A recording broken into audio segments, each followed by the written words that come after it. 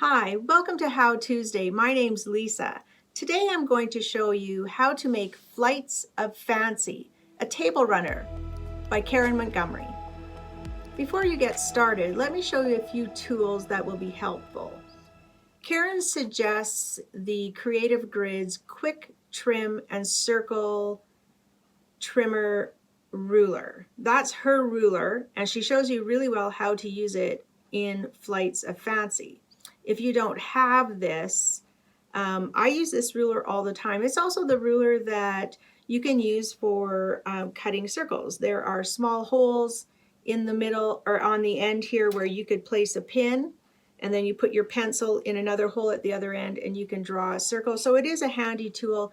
There are holes all the way in the middle so that you can make different size circles. We use this for our folded napkins that look like trees at Christmas. But if you're not interested in this tool and you already own the Studio 180 Tucker Trimmer and Wing Clipper, these are essential quilters tools, and I'll show you how to use them when making Flights of Fancy as well. So let's get started making this really nice table runner. Here are the supplies that you'll need for Flights of Fancy. First, you'll need fabric for the butterflies. You'll notice in the pattern cover, she uses a light and a medium. I chose to make all of my butterflies medium, and I'm using 10-inch squares, although you can use yardage if you like.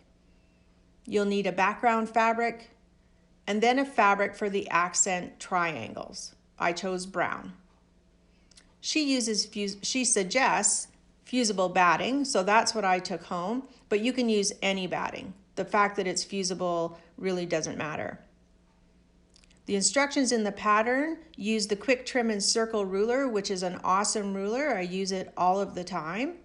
But if you don't have it, I also show you how to use the Studio 180 Tucker Trimmer and the Wing Clipper to do all of the work.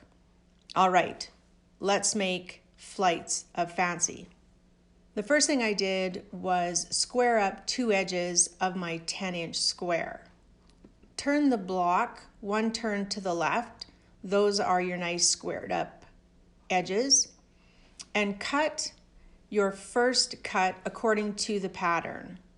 You can make all of your pieces from that one strip you've just cut off. The rest of the 10-inch square you can save for something else. Here are my 8 butterfly fabrics, all cut into all of their pieces. Take your background squares, half of them, and your butterfly squares, and chain stitch them with a 1/4-inch seam allowance. Press toward the background.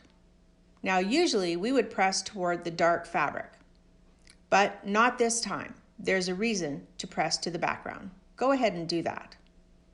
Now we're going to add a second square of background fabric on top of our butterfly fabric.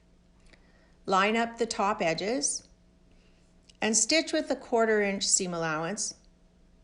I did chain stitching, so I stitched right over that second square. It doesn't matter because it gets trimmed off. Again, press toward the background. You'll have 4 of each color of your butterfly. Okay, let's trim. Use the instructions for the Quick Trim and Circle ruler. You would line up your butterfly square with the 45-degree angle lines, making sure that the point of your square hits that 1/4-inch line on the ruler so that you have a 1/4-inch seam allowance, and when you stitch your other triangle on, you'll have perfect points. Trim all of your blocks. If you're using the Wing Clipper from Studio 180 Designs, it's the same method. Line up your square with those 45-degree angles and make sure your point falls right there on the point a 1/4-inch away from the edge of the ruler. Now take the squares you've cut from your accent fabric and your butterfly fabric and cut them into triangles. You have 4 butterfly units of each fabric. 2 of them will be sewn to 2 accent triangles, and 2 of them will be sewn to 2 butterfly fabric triangles. Make some piles and get organized. I placed my butterfly units on top of the appropriate triangles so I didn't mess anything up. You'll notice that the background triangles are larger than your butterfly units. That's excellent. It allows us to trim the unit down to the perfect size. Stitch with a 1/4 inch seam allowance, making sure you stitch just over that point of the square of the butterfly fabric. Now you're going to have beautiful points on your block. With all of your blocks, press your seam allowance toward the triangle and trim your dog ears. Now, using the quick trim and circle ruler, Karen has you line things up on the ruler. Follow her instructions, it works perfectly. You trim one side and then flip your block and trim the other side. There's nothing wrong with this. It works perfectly. But if you use your Tucker trimmer, you can trim both edges at once. You'll see how I lined up the diagonal line and made sure my point hit the opposite diagonal line. Trim both of those edges of the triangle piece. The other 2 edges are already straight. You've already trimmed them. Once your squares are all done, follow the picture on the pattern and lay out all of the pieces. It's almost like doing a puzzle. Sew them into rows and then sew your rows together as well. Press according to the directions in the pattern. All your seams will nest very nicely. Next, you'll add your border strips. Here's the completed table runner. I really like how the dark binding creates a frame around the table runner.